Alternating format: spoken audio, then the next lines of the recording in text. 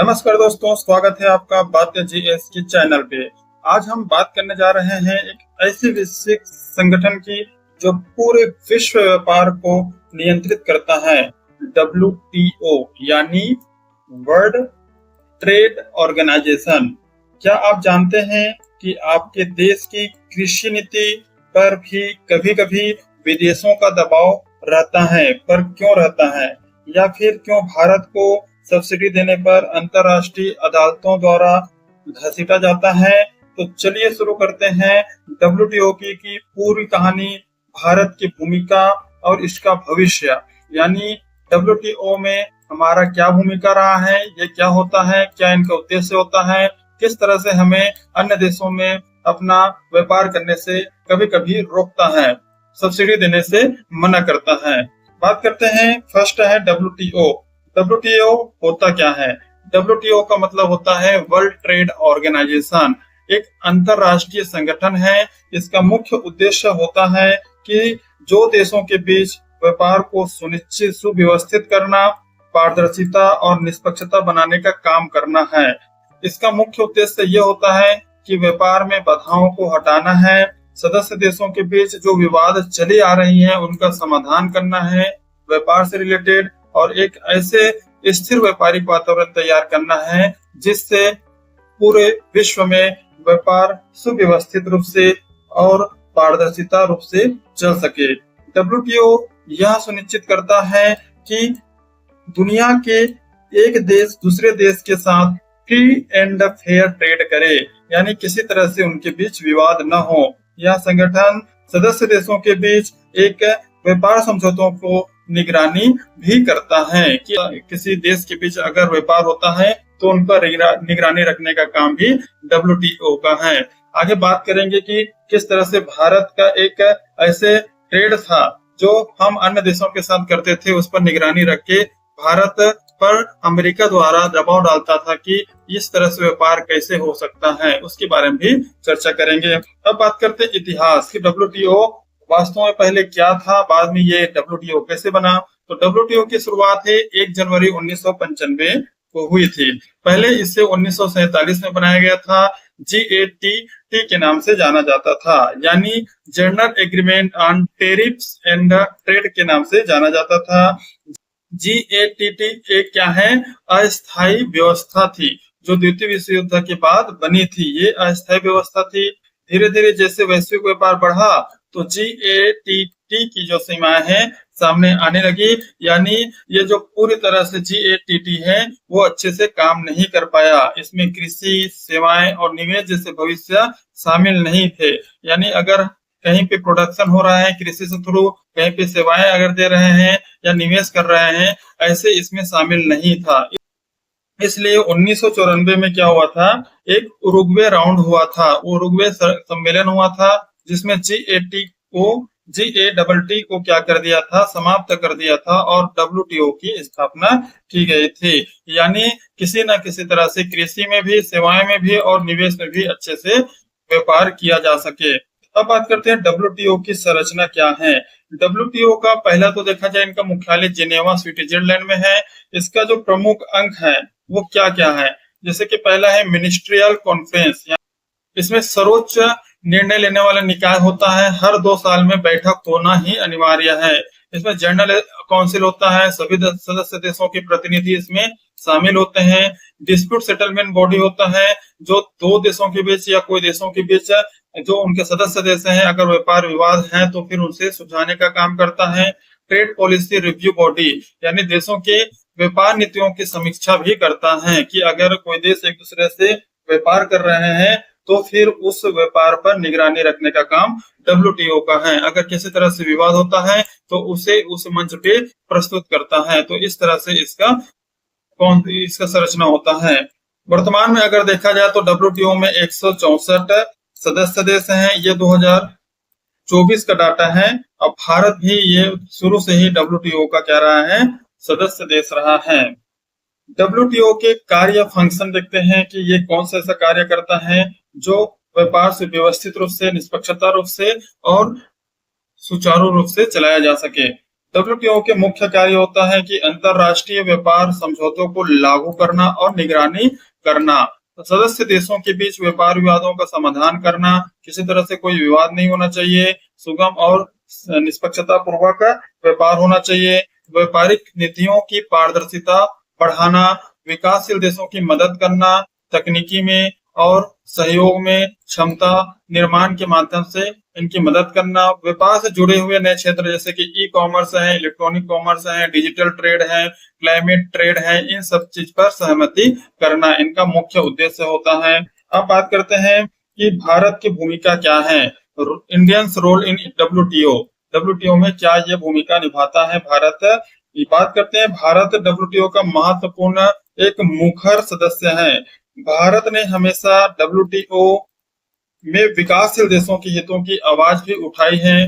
भारत के जैसे कि कुछ मजबूत पक्ष था, जैसे कि कृषि सब्सिडी और एमएसपी पर भी मिनिमम सपोर्ट प्राइस, ये इस पर ही अमेरिका क्या करता था, दबाव डालता था कि ये एमएसपी नहीं ला सकता है, बट डब्ल्यूटीओ ने हमें सहयोग दिया और हम बाद में एमएसपी लाने में भी कामयाब हुए। हमारे जो देश हैं उसमें गरीब किसान रहते हैं, उनके लिए एमएसपी बहुत जरूरी है। दूसरा बात किया जाए तो public stock holding for food security, यानी भारत ये चाहता है कि खाद्यान्न भंडार पर पाबंदियां न लगाए। अगर भारत 2 साल 3 साल के लिए अगर कहीं पे क्या करता है, गोदाम में फूड को एकत्रित करके रखता है, भंडार करके रखता है, तो उस पर पाबंदी नहीं लगाना है। उसी तरह से ट्रिप्स वेवर, ये कोविड वैक्सीन वाला एक सीन था जिसमें भारत और दक्षिण अफ्रीका ने मिलकर यह प्रस्ताव रखा, वैश्विक महामारी में कोई पेटेंट न किया जाए, क्योंकि कोविड एक वैश्विक महामारी था। अगर कोई इसमें पेटेंट करेगा तो अन्य जो गरीब देश हैं, विकासशील देश हैं, उनके पास सही मात्रा में वैक्सीन और विभिन्न प्रकार की स्वास्थ्य सेवाएं उपलब्ध नहीं हो पाएगी। भारत का डब्ल्यूटीओ में अगर नजरिया देखा जाए तो ये विकास और समानता की बात करते हैं, जबकि विकसित देश हैं वो मुक्त व्यापार पर जोर देते हैं, क्योंकि भारत का मेन उद्देश्य है कि भारत की इकोनॉमी को बूस्ट करना, कि जो आयात होता है और निर्यात होता है, एक्सपोर्ट और इंपोर्ट जो ड्यूटी होता है वो 0 होना चाहिए। अगर भारत के द्वारा अमेरिका में व्यापार किया जा रहा है, अगर कोई सामान उसको दिया जा रहा है, एक्सपोर्ट किया जा रहा है, तो उस पर 0% का टैक्स लगे। उसी तरह से अमेरिका भारत के अगर कोई भी सामान लाया जा रहा है तो उस पर 0% का टैक्स लगे। अब बात करते हैं, विवाद और आलोचना क्यों उठती रहती है कि डब्ल्यूटीओ में कुछ सुधार की भी जरूरत होती है। इसके पीछे कुछ रीजन होता है। इसमें कई बार ऐसे सवाल उठते हैं जैसे कि विकसित देशों के पक्ष में झुका ही रहता है। माना जाता है कि डब्ल्यूटीओ को फंडिंग देने का काम भी विकसित देशों द्वारा किया जाता है, इसलिए उनके पक्ष में ही रहता है। गरीब देशों को कृषि, स्वास्थ्य और पर्यावरण में अपने फैसले लेने में स्वतंत्रता नहीं मिलती है, क्योंकि ये विकसित देशों द्वारा थोपा जाता है। डब्ल्यूटीओ की जो डिस्प्यूट सेटलमेंट प्रक्रिया है वो लंबी और महंगी है। अन्य देशों के साथ अगर किसी तरह से ट्रेड क्राइसिस हो जाता है, ट्रेड वार हो जाता है, तो इसे ये संभाल नहीं पाता है, जिससे छोटे देश पीछे रह जाते हैं। डब्ल्यूटीओ का सुधार रुका हुआ है, अभी तक इसमें कोई सुधार नहीं हुआ है, क्योंकि जब दोहा राउंड हुआ था उसके बाद से अब तक ये अधूरा पड़ा हुआ है। अब बात करते हैं डब्ल्यूटीओ की वर्तमान स्थिति, प्रेजेंट चैलेंजेस क्या हैं। अमेरिका और चीन के बीच अभी ट्रेड वार चल रहा है, यानी कभी अमेरिका उनके ऊपर अचानक कई परसेंट का 300-200% इस तरह से टैरिफ लगाता है, तो चाइना भी उनके रिवेंज में भी उतना परसेंट टैरिफ लगाते हैं जितना अमेरिका लगाते हैं। तो इस तरह से जब किसी वस्तु का इंपोर्ट एक्सपोर्ट होता है तो उन पर हमें क्या देना पड़ता है, टैरिफ देना पड़ता है। तो ऐसी स्थिति में अमेरिका और चीन के बीच जो ट्रेड वार है वो अभी भी बना हुआ है। ये डब्ल्यूटीओ की स्थिति सुधार नहीं पाया।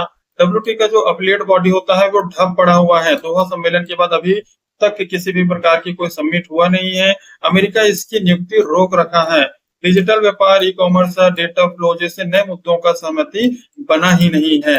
यानी अगर व्यापार हो रहा है तो डिजिटलीकरण होना चाहिए, ई कॉमर्स होना चाहिए, लेकिन ये ठीक से अभी नहीं हो पा रहा है। इसलिए डब्ल्यूटीओ एक अधूरा व्यापार संगठन भी माना जाता है। अभी जिस तरह से अमेरिका या विकसित देशों का इसमें वर्चस्व देखने को मिलता है, ऐसी स्थिति में व्यापार सुगम और सरल और पारदर्शिता पूर्वक नहीं हो पा रहा है। भारत के लिए डब्ल्यूटीओ महत्व क्यों है? अगर बात किया जाए भारत के लिए, तो भारत जैसे विकासशील देश के लिए डब्ल्यूटीओ के फायदे हैं। क्या फायदे हैं कि निर्यात बढ़ाने का अवसर हमें मिल जाता है कि हम किसी देश को अगर एक्सपोर्ट कर रहे हैं तो वो हम ज्यादा मात्रा में कर लेते हैं।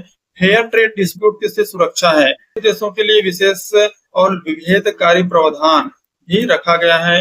विकासशील देशों के लिए तकनीकी मदद ये देता रहता है, लेकिन भारत को अपनी नीतियों की सुरक्षा और राष्ट्रीय हितों की रक्षा डब्ल्यूटीओ के मंच पर करते रहना होगा, क्योंकि नीतियां विभिन्न प्रकार की नीतियां हैं, क्योंकि हम भारत विकसित देश विकासशील देश हैं और कभी भी हमें एक्सपोर्ट करने की ज्यादा मात्रा में जरूरत हो सकती है। ऐसी स्थिति में अलग अलग डब्ल्यूटीओ पर नीतियां बनती रहती हैं और अमेरिका या विकसित देशों द्वारा इसमें ज्यादा जोर रहता है। तो ऐसी स्थिति में हमारी जो नीतियां हैं उसकी सुरक्षा और राष्ट्रीय हितों की रक्षा के लिए डब्ल्यूटीओ के मंच पे हमें आवाज उठानी पड़ेगी। तो बात करते हैं डब्ल्यूटीओ के भविष्य क्या हो सकता है। यहाँ पे डब्ल्यूटीओ के भविष्य में खुद को 21वीं सदी के मुद्दों के अनुसार ढालना होगा, जैसे कि डिजिटल ट्रांजैक्शन और ई कॉमर्स को बढ़ावा देना होगा। क्लाइमेट चेंज जैसे जुड़े मुद्दे जो ट्रेड नियम है उसमें चेंज करना होगा, अभी भी वही ट्रेड नियम चली आ रहे हैं उसको चेंज करना होगा। डेटा लोकलाइजेशन स्थापित करना होगा और गरीब देशों को ज्यादा ताकत बनाना होगा। तब ये कहीं ना कहीं जाके डब्ल्यूटीओ एक अच्छा माध्यम, अच्छा इंटरनेशनल ऑर्गेनाइजेशन के रूप में सिद्ध होगा जो व्यापार को सुगम और पारदर्शी बना सके। अब टोटल इसका कंक्लूजन क्या निकाला जाए, पहले ये चीज देखते हैं कि यहाँ पे एक विकसित देश है जो डब्ल्यूटीओ को दबाव करके लगता है कि व्यापार होना चाहिए, वो किस तरह से होना चाहिए। कभी भी यहाँ पे अगर मीटिंग हो रहा है वो मीटिंग रोक देते हैं, तो का ये सही रवैया नहीं रह जाता है। डब्ल्यूटीओ अगर बना है तो व्यापार को एक हिसाब से सुरक्षित, सुव्यवस्थित और पारदर्शिता निष्पक्षता रूप से व्यापार को करना चाहिए, ताकि एक देश दूसरे देश पर आसानी से निर्भरता को आसानी से पूरा किया जा सके। कभी कभी ऐसा होता है कि अगर किसी देश में उत्पादन किसी वस्तु का ज्यादा हो रहा है और दूसरे देश में कम हो रहा है, तो फिर वो जो उत्पादन हो रहा है उस पर भी अन्य देश क्या ज्यादा मात्रा में टैरिफ लगा देते हैं। ऐसी स्थिति में वो अपना सामान नहीं भेज पाते हैं। तो ये एक बहुत बड़ी एक ट्रेड डिस्प्यूट के रूप में सामने आती है। तो डब्ल्यूटीओ को इसमें समझना होगा, यानी डब्ल्यूटीओ ने दुनिया को एक नियम आधारित व्यापार व्यवस्था तो दी ही है,